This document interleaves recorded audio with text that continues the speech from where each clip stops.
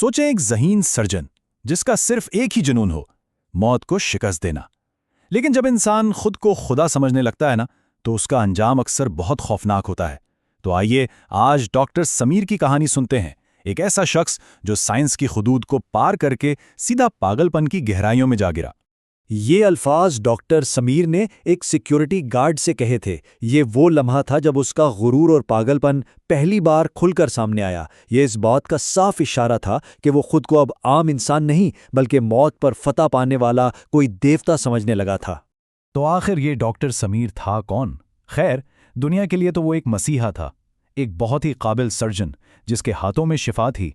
लेकिन जैसे ही रात का अंधेरा छाता, उसकी लैब एक ऐसी जगह बन जाती थी जहां जिंदगी और मौत के कवानीन के साथ खिलवाड़ किया जाता था।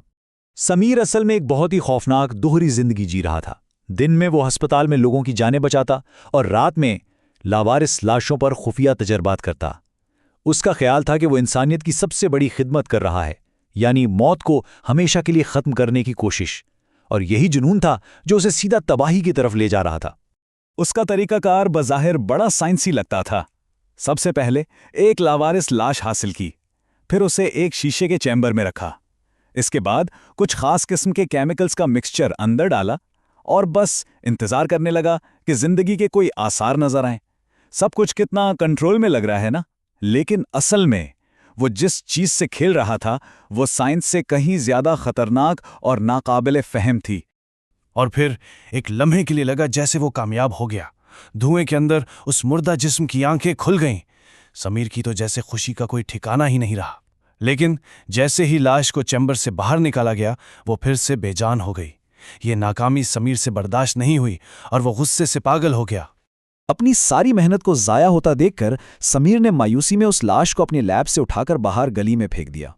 इसके लिए अब यह तजर्बा एक नाकाम कोशिश, एक कचरे से ज्यादा कुछ नहीं था।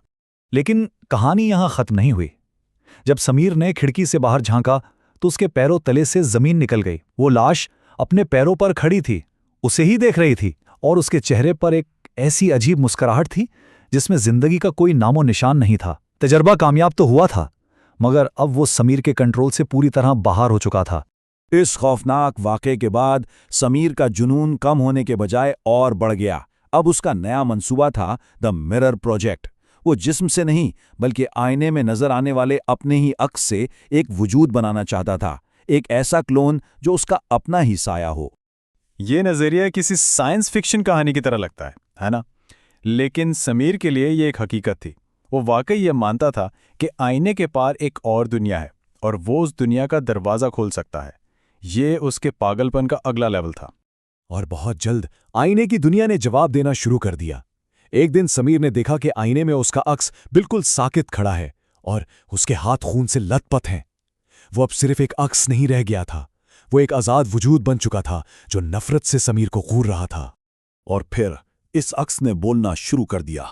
उसने समीर को धमकियां देना शुरू कर दी, उसे ज़हनी अजियत देने लगा। ये जुमला तो बस आने वाले अजाब का एक ऐलान था, एक ऐसा खौफ जो अब समीर को कहीं भी किसी भी हाल में नहीं छोड़ने वाला था। आईने के अंदर से दहशत की एक पूरी मुहिम चलाई गई। वो अक्स समीर को ज़हनी तौर पर तोड़ने के लिए हर हद से गुजर रहा था। कभी वो अपना गला काटने की एक्टिंग करता, कभी समीर के घर वालों की तस्वीरें जला देता और समीर के खौफ पर जोर जोर से हंसता। वो उसे ये एहसास दिला रहा था कि अब वो अपने ही अक्स का कैदी बन चुका है। बस अब समीर की बर्दाश्त जवाब दे गई। वो इस अजियत को मजीद सह नहीं सकता था। इसके पास अब सिर्फ एक ही रास्ता बचा था, इस आईने को तोड़ देना जिसने इसकी जिंदगी को जहन्नम बना रखा था। और यहां कहानी का सबसे बड़ा ट्विस्ट आता है। जरा तसव्वुर करें, समीर ने गुस्से में एक भारी हथौड़ा उठाया और आईने पर दे मारा। शीशा तो चकनाचूर हो गया, लेकिन उसी लम्हे समीर के अपने पेट पर एक गहरा जख्म बन गया और वहां से खून बहने लगा। मतलब आईने पर होने वाला हर वार सीधा समीर के अपने जिस्म पर हो रहा था। और फिर उन्हीं टूटे हुए शीशे के टुकड़ों में से उसका हमजाद बाहर निकला। समीर ने अपने अक्स को ख़त्म नहीं किया था, बल्कि अनजाने में उसे इस दुनिया में आने का रास्ता दे दिया था। उसने खुद अपने अजाब को आज़ाद कर दिया था। आज़ाद होते ही हमजाद ने सबसे पहला काम यह किया कि असली समीर को उसी की लैब में कैद कर दिया।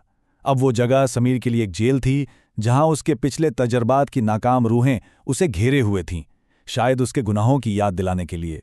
लेकिन समीर की सज़ा भी ख़त्म नहीं हुई थी।